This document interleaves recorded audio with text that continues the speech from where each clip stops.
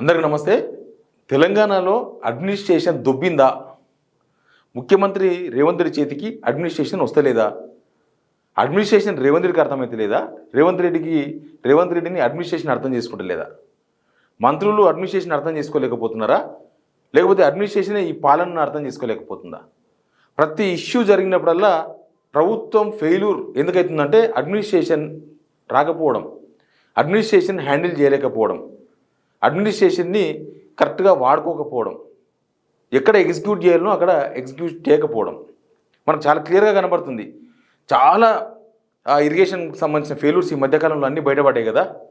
మనకు Sunkishala returning wall పడిపోవడం కానీ స్టార్ట్ చేస్తే, నాగార్జున సాగర్ ఎడమ కాలువ గండివ్వడం కానీ మొదలు పెడితే, ఇక ఇప్పుడు వట్టెం పంప్ హౌస్ నీళ్ళలో మునిగిపోయింది. ఇటు చూస్తే ఇక్కడ ఇప్పుడు మున్నేరు వాగు ఖమ్మం. ఎందుకు చెప్పదలుచుకున్నాను నేనంటే, ఈవెన్ సెక్రటరియట్లో ఇంటర్నెట్ కూడా కట్ అయిపోయింది 2 సార్లు. 2 months గ్యాప్లో 2 సార్లు ఇంటర్నెట్ కట్ అయిపోయింది. నిన్న దాదాపు 5-6 గంటలు సెక్రటేరియట్లో, స్టేట్కు గుండెకాయలాంటి సెక్రటేరియట్లో ఇంటర్నెట్ లేదు. అసలు ఎక్కడ తప్పింది? అడ్మినిస్ట్రేషన్ ఎక్కడ తప్పింది? ఒక పక్క హైదరాబాద్ చూస్తే ట్రాఫిక్ జామ్లు, ఇంకా ఇట్లా ప్రతి ఇష్యూలో ఏ రంగం అని తీసుకోండి ఆ రంగంలో మెయింటెనెన్స్ తప్పింది. ఎందుకు? ఇప్పుడు మున్నేరు వాగు ఖమ్మం మునక దగ్గరకు వద్దాం. ఖమ్మం మునక విషయంలో మేము ముందే అప్రమత్తమైనామని చెప్తున్నారు. మీరు ముందే అప్రమత్తమైతే రేవంత్ రెడ్డి గారే పోయి అక్కడ పడవెక్కి తిరగాల్సిన అవసరం ఏమి ఉండకపోవచ్చు, కానీ అడ్మినిస్ట్రేషన్ పనిచేయాలి కదా.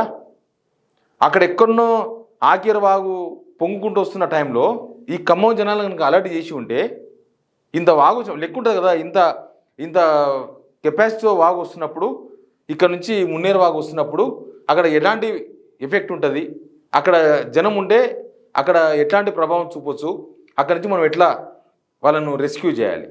మన సిగ్నల్ టీవీలోనే వాతావరణ శాఖ వాళ్ళు ఏం చెప్తున్నారు వినండి. ఖమ్మానికి వరద వచ్చే కన్నా ముందు దాదాపు 12 గంటల ముందో, ఒకరోజు ముందో వాతావరణ శాఖ హెచ్చరికలు జారీ చేసింది ప్రభుత్వానికి. ఒకసారి వినండి వాతావరణ శాఖ అధికారి ఏం చెప్పిండ్రో. ఊహించినట్టు విధంగానే ఖమ్మం అలాగే నల్గొండ, సూర్యాపేటలో భారీ నుంచి అతి భారీ వర్షపాతం రెడ్ అలర్ట్ కూడా మనం ఇచ్చాము. అలాగే మర్నాడు కూడా మనము కామారెడ్డి జిల్లాలోని అతి భారీ ఇంత వర్షాన్ని కానీ లేకపోతే అలర్ట్ ఇచ్చారని చెప్తున్నారు. గవర్నమెంట్ దానికి సంబంధించి చర్యలకు మీరంతా చెప్పారా? చెప్పాము. ఎందుకంటే రెడ్ అలర్ట్ ఏదైతే ఇస్తామో, అంటే దాదాపుగా 20 సెంటీమీటర్ల కంటే అధికంగా వర్షపాతం నమోదే అవకాశం ఉన్నప్పుడు మేము ఖచ్చితంగా రెడ్ అలర్ట్ ఇస్తాం. ఎందుకంటే 20 దాటింది అంటే మనకి కుండపోత వర్షపాతం నమోదవుతూనే అవకాశం ఉంటుంది. దానివల్ల ఆల్రెడీ ముందుగానే 1-2 సార్లు వర్షపాతం నమోదైంది అని అంటే ఆ చిన్న వర్షం కూడా ఈ భారీ వర్షంతో కలిసి మరింతగా అంటే ముంపు కానీ లేదంటే వరద నీరు చేరుకోవడం కానీ అక్కడ పరిస్థితుల్ని మార్చే విధంగా ఉంటుంది. కాబట్టి రెడ్ అలర్ట్ దాదాపుగా 2 రోజులు కూడా ఇవ్వడం జరిగింది. 31వ తేదీని కూడా మనకు కంప్లీట్గా రెడ్ అలర్ట్ ఇవ్వడం అయితే జరిగింది. తర్వాత నుంచి చూసుకున్నట్లయితే మనకి తెలుగు రాష్ట్రంలో అంటే చూసిండ్రా, వాతావరణ శాఖ రెడ్ అలర్ట్ ఇచ్చింది. అంటే 20 సెంటీమీటర్ల కన్నా ఎక్కువ వర్షపాతం నమోదైతే వాతావరణ శాఖ వాళ్ళ లెక్కల్లో అది రెడ్ అలర్ట్ కిందకి పోతుందంట. ఖమ్మం, మహబూబాబాద్, వరంగల్ ఆ జిల్లాలో రెడ్ అలర్ట్ ఉంది, అక్కడ కుండపోత వర్షం పడే అవకాశం ఉందని చెప్పేసినట్టు ఆల్రెడీ. వాతావరణ శాఖ అధికారి ఏం చెప్పిండ్రు?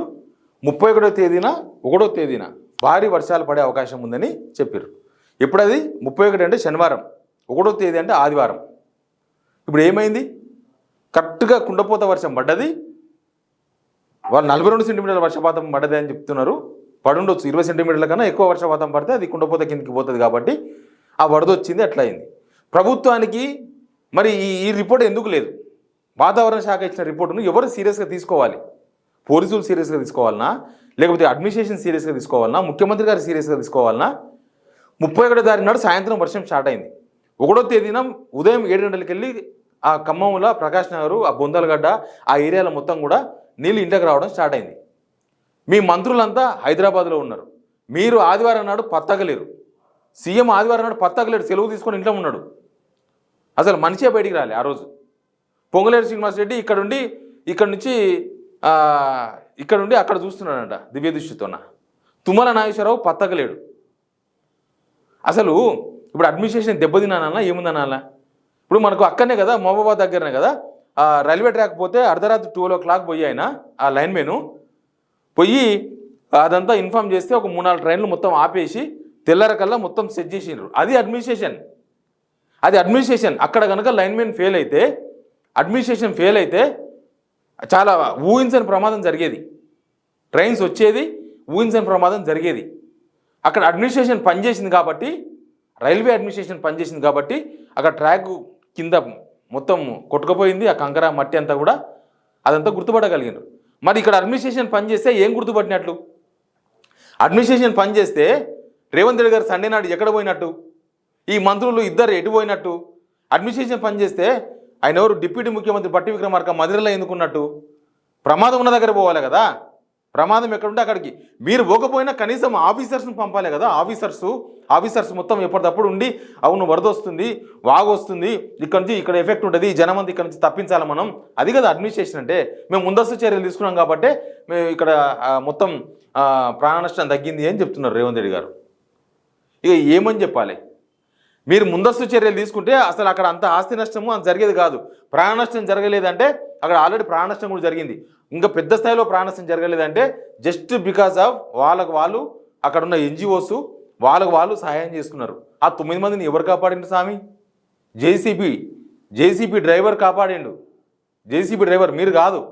ఆ మిద్దెల మీద ఉన్న వాళ్ళకు మీరు కనీసం మంచినీళ్ళు కూడా ఇవ్వలేకపోయినారు. అది మీ అడ్మినిస్ట్రేషన్ ఫెయిల్యూర్.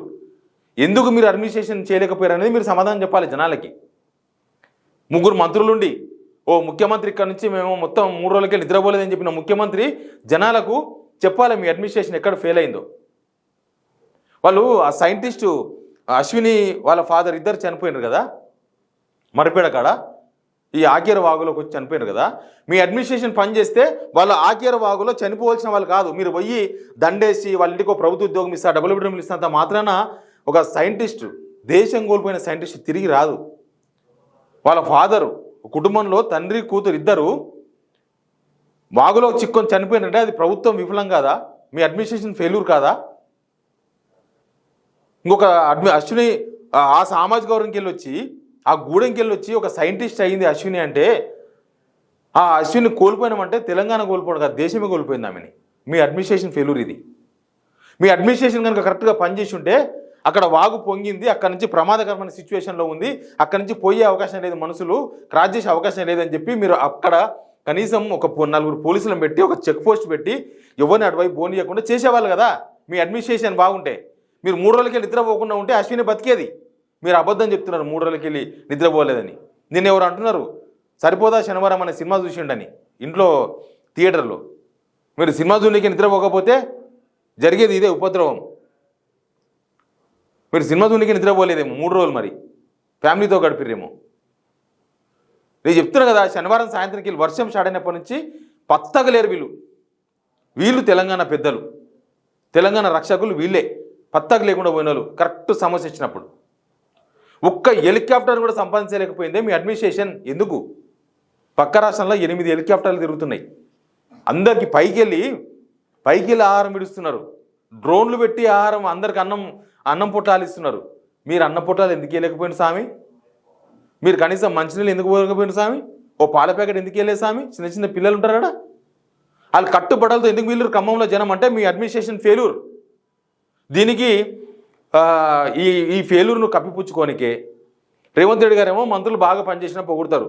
ఆ ఖమ్మం జనాల దగ్గర పోయి చెప్పుర్రి మామూలుగా కొట్టరాలు, చేతికి ఏది వస్తే దాంతో కొడతారు, అట్లున్నది కథ. ఈ మంత్రులు చెప్తారు అధికారులు బాగా పనిచేసారంట. మీరందరూ కలిసి ఆ వరదలు పోతే పోయేది.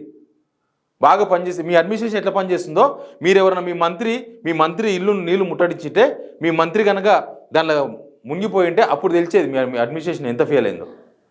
జనాల మీద మీ ప్రతాపం చూపిస్తారా? మీ అడ్మినిస్ట్రేషన్ కరెక్ట్ వర్క్ చేసిందంటే ఆ జేసీబీ డ్రైవర్ నేను వస్తే 10 మంది పోతే ఒక్కరిని అని చెప్పేసి పోయే సిచ్యువేషన్ రాదు. ఇంకా ఆడికి అధికారులు పోవద్దు ప్రమాదకరం అని చెప్పారట. పాపం పోయి వాళ్ళని కాపాడారు. లేకపోతే వాళ్ళందరూ పోతున్నారు. వాళ్ళు పాపం బయటకు వచ్చి మాట్లాడుతున్నారు, మేము చచ్చిపోతే వాళ్ళం బతికినాము, ఈ జేసీబీ డ్రైవర్ బతికించిన మమ్మల్ని అని. ఆ మిద్దెల మీద ఉన్న వాళ్ళు చెప్తున్నారు అసలు మమ్మల్ని వీళ్ళు కాపాడినరు, వీళ్ళు మా పాలిట దేవుళ్ళు, లేకపోతే చచ్చిపోతుంటామని చెప్తున్నారు. ఒక్క బాధితుడన్నా మమ్మల్ని ప్రభుత్వం కాపాడింది, ప్రభుత్వం మాకు అన్నం ఇచ్చింది, ప్రభుత్వం వచ్చి మమ్మల్ని ఇక్కడ నుంచి రెస్క్యూ చేసింది, ఒక్కరన్నా చెప్తున్నారా స్వామి? ఒక్కరన్నా చెప్పించండి. ఖమ్మం జనం పోయి చూద్దాం, ఖమ్మం జనం దగ్గర పోయి చూపించండి. ఒక్కరు కూడా చెప్తలేరు. 30 కోట్లు పెట్టి పొంగులేటి శ్రీనివాసరెడ్డి అలా కొడుకు పెండ్లో బిడ్డ పెండ్లో చేసుకున్నాడు. కనీసం వాడు అన్నం కూడా పెడుతోలేరు. పక్కన ఏపీలో ఎవరెవరికో చెప్తే మెగా కృష్ణారెడ్డి వాళ్ళు అన్నం సప్లై చేస్తున్నారు. మనకి ఇక్కడ మెగా కృష్ణారెడ్డితోన్న ఇంతసేపటికి దందాల వరకైనా ఇండస్ట్రియలిస్ట్తో మన సంబంధాలు, దందాల వరకైనా మన ఇండస్ట్రియలిస్టులు మనకు పనికొచ్చేది. వాళ్ళతోనే తీసుకొచ్చి వాళ్ళని పిలుచుకొచ్చి అన్నం పెట్టించడో వాళ్ళని పిలుచుకొచ్చి వాళ్ళకి ఏదైనా సాయం చేయించాలి కదా జనాలకి. మీరు ఇచ్చే 10,000తోన వాళ్ళ బాసనలు పడిన మట్టి కడుపుని గురించి సరిపో. వాళ్ళు కట్టుబడులతో ఉన్నారు, ఏం లేవు ఇంట్లో. మీరు ఇచ్చే 5 కిలోల బియ్యం, ఒక ఉప్పు, ఒక నూనె ప్యాకెట్, నూనె ప్యాకెట్ కూడా ఇస్తలేరంట. 5 కిలోల బియ్యం ఇచ్చిపోతారంట. అది కూడా కొంతమందికి ఇచ్చారు, ఎన్నో చాలా మందికి ఇవ్వలేదంట. ఇక దానిలో మళ్ళీ అర్హులు ఎవరు అనర్హులు ఎవరు చూసి అక్రమదారి పట్టకుండా చేయాలని వీళ్ళు పిలిపిస్తారు. ఆడ ఉన్న వాళ్ళంతా బాధితులే. మళ్ళీ దానికి ప్రజాభిప్రాయ సేకరణ, దానికి మళ్ళీ ఒకసారి అందరు మంత్రులందరూ కూర్చొని మీరు మునిగిందా చూపించండి అని అడుగుతారా? మీకు పోనీకి కూడా హెలికాప్టర్ దొరకలేదా? ఢిల్లీకి అయితే 20 సార్లు హెలికాప్టర్లో పోతిరి, ప్రత్యేక స్పెషల్ ఫ్లైట్లో పోతిరి. ఇక్కడ నుంచి గ్యాంగ్ ఢిల్లీకి. ఈడ ఉన్న వికారాబాద్లో ఎవరు తాండూరు ఎమ్మెల్యే పుట్టినరోజుకు ఇక్కడ నుంచి హెలికాప్టర్లు పోయినరే మీ మంత్రులు. ఈడున్న భువనగిరికి ఏదో మీటింగ్ పేరు చెప్పి హెలికాప్టర్లు పోయినరే మీ వాళ్ళు. జనాలను కాపాడానికి ఒక హెలికాప్టర్ దొరకలేదు. ఎక్కడ ఫెయిల్ అయినరు మీరు రివ్యూ చేసుకోవాలి. మీ అడ్మినిస్ట్రేషన్ ఫెయిల్ అయింది. అడ్మినిస్ట్రేషన్ మీ చేతిలో లేదు. మీరు చేతిలో కనుక ఉంటే మీకు ఎన్నో రిపోర్ట్లు వచ్చేది, పోలీస్ రిపోర్ట్లు వచ్చేది, అసలు ఇట్లా అవుతుంది, ఇట్లాంటి సిచ్యువేషన్ ఉందని. మీరు అంతా వరదంతా అయిపోయినాక బురద మిగిలినాక పోయిచ్చిర్రు, మంచిదే. ఒక ముఖ్యమంత్రి అంతా అయిపోయినాక పోచడం మంచిదే. కానీ మీరు ఎక్కడున్న అడ్మినిస్ట్రేషన్ నడవాలి.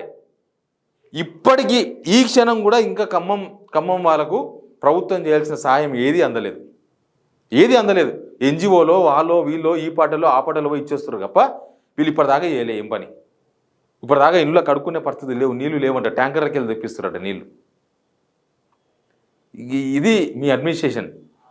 తెలంగాణకు ఒక ఉపద్రవం కనుక వస్తే ఎప్పుడైనా సరే గుర్తుపెట్టుకోండి, ప్రభుత్వ పనితనం ఎప్పుడు బయటపడుతుంది, ఒక ముఖ్యమంత్రి అడ్మినిస్ట్రేషన్ ఎక్కడ బయటపడుతుందనంటే ఇక్కడనే. ఎప్పుడైతే ఉపద్రవం వస్తుందో, ఎప్పుడైతే ఆపద వస్తుందో అప్పుడు మీ అడ్మినిస్ట్రేషన్, మీ వ్యవహారం బయటపడుతుంది. ఇప్పుడు ఫెయిల్ అయ్యారు మీరు. ఖమ్మం జనాన్ని అడగండి, 100కు మాకు ఎన్ని మార్కులు వేస్తారంటే 0 వేస్తారు, 0. మీరు జనాన్ని కలవలే, జనాన్ని కలిస్తే చెప్తుర్రు మీకు ఆ సంగతి. మీరు జనాన్ని కలవకుండా టాప్లెస్ జీప్లో చేతులు ఉప్పుకుంటూ హాయ్ అని చెప్పుకుంటూ పోయిన కాబట్టి మీకు తెలియదు. మీరు జనాలకు దిగింటే తెలిసేది వ్యవహారం. మీ మంత్రులు దిగమని చెప్పండి, తెలుస్తుంది. ఇప్పటికైనా సరే మంత్రులు మమ్మని చెప్పండి. ఇంకా మంత్రులు కూడా 10 మంది అనుచరులను పెట్టుకొని ఎవరు రాకుండా దగ్గరికి తిరుగుతున్నారా కానీ కరెక్ట్గా జనాలు పోమని చెప్తారు. జనాలు ఏం జరిగిందో. మీ అడ్మినిస్ట్రేషన్ మీ చేతిలో లేదు అనేది చాలా క్లియర్గా అర్థమైంది. తెలంగాణకు ఇట్లాంటి విపత్తులు ఎప్పుడైనా రావచ్చు, ప్రకృతి విపత్తులు. అవన్నీ ప్రకృతి మీద దోసేసి ఆ ప్రకృతి కాబట్టి వాన వచ్చింది కాబట్టి అట్లా అయింది, దేవుడే కాపాడాలి, ఇట్లాంటివన్నీ బంద్ చేసి మీరు అడ్మినిస్ట్రేషన్ చేయండి, పరిపాలన చేయండి, రాజకీయాలు బంద్ చేసి. అప్పుడు ఏమైనా తెలంగాణకు మీ పరిపాలన ఉపయోగపడుతుంది. జనం కూడా అయ్యో మంచి చేసింది ప్రభుత్వం అని చెప్పుకునే అవకాశం ఉంటుంది. Please subscribe signal TV.